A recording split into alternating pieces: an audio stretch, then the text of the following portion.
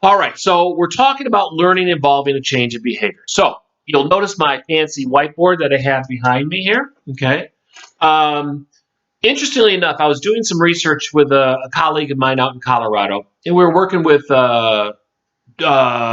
sixth graders, sixth graders, and they've already had a unit on in science, and they'd learned about the Earth, and they had learned about gravity, and they'd learned about stuff. So my friend and I were working on a instructional strategy where the students will learn from one another. We call that cognitive conflict. That's kind of a Piagetian term.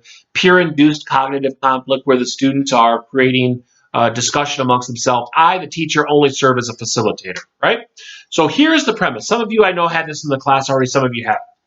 You'll notice right here this is the Earth. Okay, here's the Earth, and Superman digs a tunnel through the center of the Earth. You can see the tunnel right down here, right? And we have one of our students right here. Okay, and Bryn from Reading Time with Bryn. You could take. She was standing up on top of the Earth, and she decided that she was going to throw a rock into the tunnel. And what I did with the students was I said, hey, I gave them sheets of paper with a similar diagram, and I asked, just draw the flight of the rock, the path. Where does the rock go? Okay, and they had to draw it out. So then what we did was we asked them to give me some explanations and some ideas of where the rock might go, well, where it might go. So anyway, one of the common responses that students would say would be that the rock would go all the way through the tunnel and then plop back up onto Earth. Okay? Some kids say the rock goes all the way through the center of the Earth, out the other side, picks up so much speed, and just starts to orbit the Earth. A third was that the rock would go to the center of the Earth and it would stop. Okay? You'd ask them why it stops, and they would say, well, the gravitational forces operating on the rock would all make it push towards the center. Some kids might say it floats. Some might say it goes past the center, gets pulled back up and back until it comes to rest in the center. So they all come up. We write down their answers. We put them up on the board. And the students would then, I asked the students to put their heads down, and they were going to vote on what they believed to be the best choice. And what they would do is, once they put their head down, they'd raise their hand. And what we found was the answer that the students most likely chose was where the rock came and stopped at the center of the Earth. And what we found was that it was that response or that answer by the students that the gravitational forces would force the rock to stop at the center was the most logical, the most reasonable answer, and as a result of that, the students selected that response. Now, the behaviorists, you could ask, well, they voted that that's the right answer.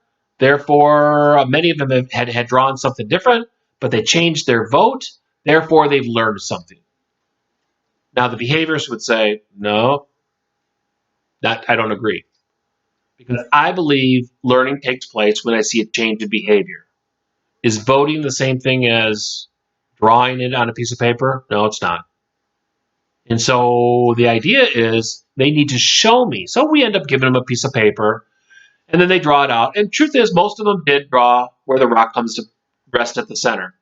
And even come back a couple weeks later, most of the kids still had drawn that the rock would come at the center. So learning had taken place, but I needed to see that there was a change in behavior because behaviorists are from Missouri. The show me state. They got to show me that there's been that learning's taken place. All right. And so the idea is that a lot of times. Another example is in classrooms. If you ever been in a classroom and the teacher's hurrying along through the lesson and they ask questions like, you're doing a math lesson. Do you get it? Do you understand it? Do a problem up on the board. Do a problem on the board. The teacher's done. Everybody get it, and all the students go, Now, as a teacher, I look at the nods and I go, oh, okay, everybody gets it. Let's move on. Well, a behaviorist wouldn't say they're nodding their head. That doesn't mean that they get it. They're just trying to pacify you, get you just to move on, right? We know that. I mean, I've done it. You've done it. We've all done that before. We're just trying to say, let's move the lesson along, right? But that doesn't mean or doesn't demonstrate true learning.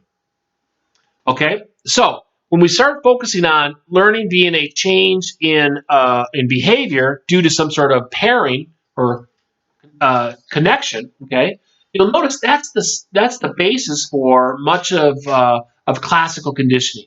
Now, when you think about classical conditioning, most people remember things like Pavlov's dogs. It's the easiest one to remember. Or if you've ever watched The Office and you see Jim trying to trick Dwight, where he's every time he turns on a computer, he gives him a mint, and then pretty soon, after a while, he just turns on the computer and he hears that ding, and Dwight's reaching out for a mint, and Jim's like, what are you doing, right? That's basic classical conditioning, right?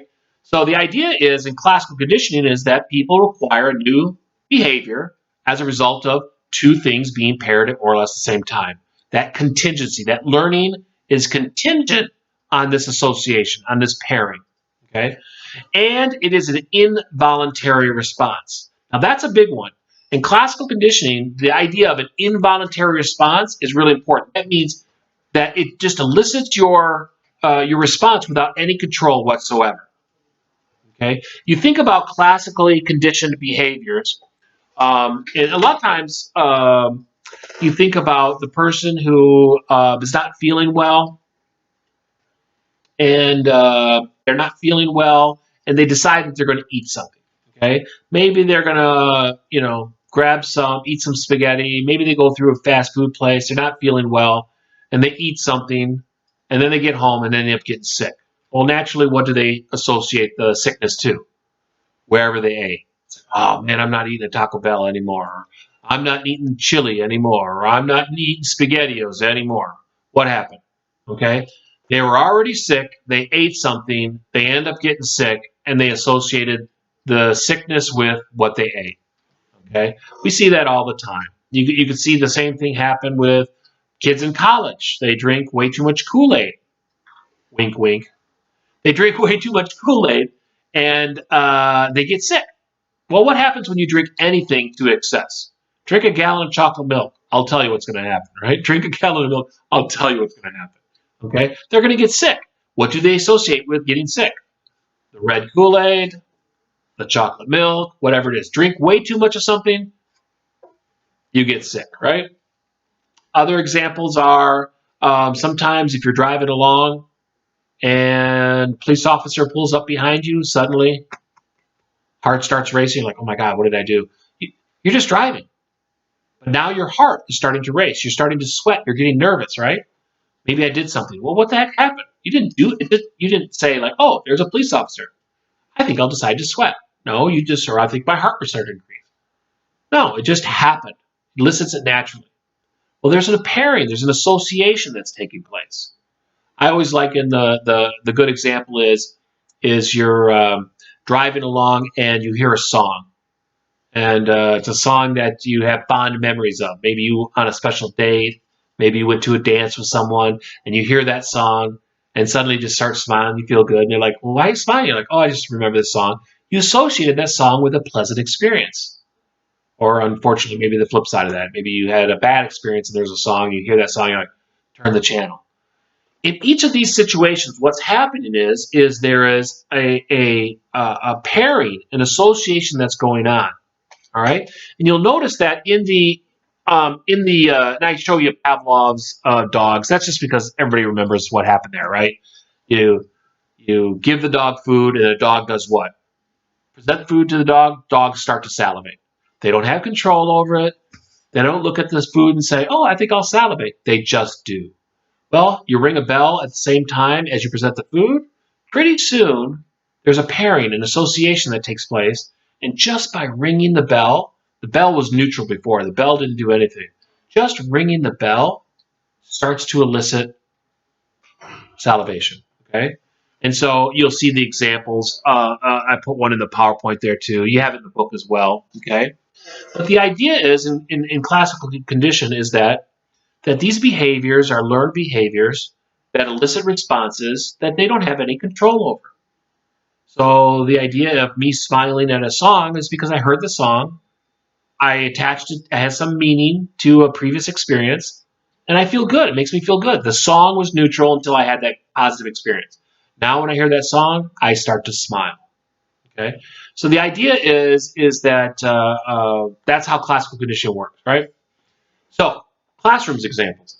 Think about this. In classrooms, where does this happen? Well, one of the places that we find it is with test anxiety, okay, or maybe perhaps public speaking. But with something like test anxiety, well, what happened? The test. What does the test do? The test didn't do anything to you, right? Here's a piece of paper laid out in front of you. You take the test. You give it to the teacher grades it, you get the grade, you take it home, you give it to mom and dad, they look at your test, they see all the red marks, they see the big F, and it doesn't stand for fabulous, and they look at it and they're like, what happened? Like, what did you do? I thought you studied for this. And suddenly you're like, oh my God, like, what did I do? Like, now you should feel really bad. Well, what happens is you created an association between your performance on the test, and disappointing your parents. And it's that darn piece of paper, that test that you took, that worksheet, whatever it is. So now, going forward, you sit down at the table, the teacher hands out a test, and sometimes, and truth is, test anxiety is much more rare than it is. Everybody's a little bit nervous. Everybody's a little bit anxious taking tests because you're wondering how you're going to do. But real test anxiety, where you block things out, where you can't concentrate, that's more rare than it is than normal. But everybody's a little bit anxious. But that idea of test anxiety is suddenly that test is put in front of me, and it has a real connection to teacher disappointment, parent disappointment. It makes me so anxious that I start to block things out, right? So the test used to be neutral, just a piece of paper with questions on it. But because it was paired with parent disappointment or teacher disappointment, that now when you see those tests, it creates real anxiety, okay? Or even like public speaking. Um, you get up and you talk in front of people, you talk to your friends, but maybe perhaps you get up and you're going to do an audition. You're going to do a choral concert. You're going to sing. And you've done it before, but maybe you had a bad experience. And suddenly that darn bad experience is paired with auditioning, paired with public speaking. And now when you get up there, all you can focus on is the laughs or the snickers or whatever it might be. And so now you get real anxiety. Is it voluntary? Do you choose to get anxious? No, it just happens. You get up in front of an audience, you get up in front of a classroom, you want to start speaking, and you get that flop sweat. You get that real high anxiety, everything, right? No control, an involuntary response. The question is, what do we do? How do we get over this anxiety? How do we learn to get up and speak in front of a group, right? And so the focus is going to be on what do we do as a teacher when it comes to those situations. Now, one of the things before I flip to another video here is that when you start thinking about theories, learning theories, let's be very clear. We do not use classical conditioning in our case study analysis. We don't use classical conditioning in trying to diagnose how we teach in a classroom. Classical conditioning is more a situation where students have had these experiences, they've been paired with something, and now they're interfering with student learning. And I need to do something to fix this. Okay? What we call that is counter conditioning, undoing a classically conditioned behavior. Okay, so now it's like, what do I do as a teacher when they come into a classroom highly anxious? They come into a classroom and they don't like math because of a bad experience. They come into a classroom just hating PE because of a bad experience. Now I'm the teacher and I'm thinking, wait, they never had me. I need to undo this. What do I do? So that's what we'll talk about here in the next video.